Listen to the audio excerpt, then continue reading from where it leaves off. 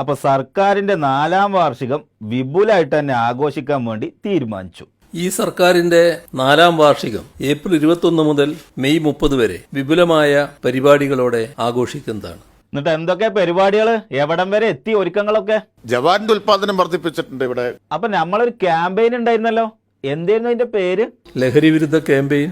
ഒരു സൈഡില് ക്യാമ്പയിന്, എക്സൈസ് മന്ത്രിയുടെ പരിപാടി എന്താണ്? കള്ള് ഷാപ്പുകളെ ആധുനികവൽക്കരിക്കുക, നവീകരിക്കുക എന്നതാണ്. ക്യാമ്പയിനും പുതിയ നയവും, ഇത് രണ്ടും കൂടെ കണ്ടു നിൽക്കണവർക്ക് വല്ലതും പറയാനുണ്ടോ? കുടിക്കേണ്ടവർക്ക് ഇഷ്ടം പോലെ കുടിക്കാന്നാണ് സർക്കാർ നയം. എന്നിട്ട് മദ്യം കുടിക്കില്ല എന്ന് മന്ത്രിമാര് പ്രതിജ്ഞ ചൊല്ലി കൊടുക്കുക, ആളുകളെ കൊണ്ട് കുടിപ്പിക്കുക.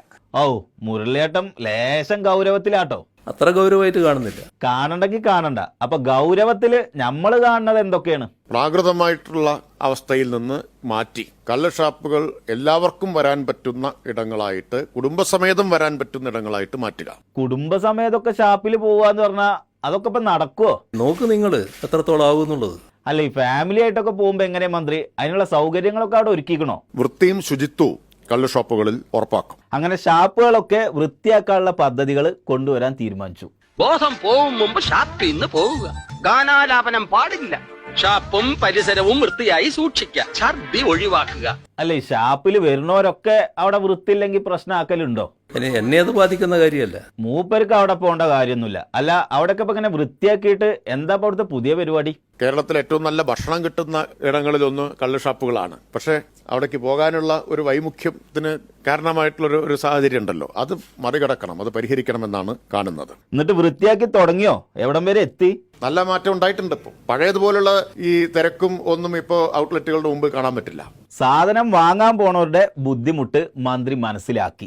ആളുകൾ പോയി ക്യൂ നിന്ന് പത്രം കൊണ്ട് തലമറിച്ച് നാണക്കേടോടുകൂടി ചെയ്യേണ്ട ഒരു കാര്യമൊന്നല്ല ഇത്. അപ്പോൾ വാങ്ങുന്ന ആളുകൾക്ക് ബാക്കി ഏത് സാധനവും വാങ്ങുന്നത് പോലെ തന്നെ വാങ്ങാനുള്ള ഒരു അന്തരീക്ഷം ഉണ്ടാവേണ്ടതുണ്ട്.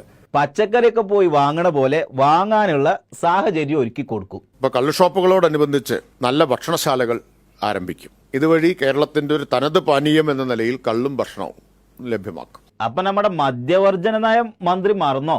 മദ്യവർജനത്തിലൂന്നിയ ബോധവൽക്കരണ പ്രവർത്തനങ്ങളിലൂടെ ലഹരിയോടുള്ള ആസക്തി കുറച്ചു കൊണ്ടുവരിക എന്ന അടിസ്ഥാന സമീപനം തന്നെയാണ് ഈ നയത്തിലും പ്രതിഫലിക്കുന്നത്.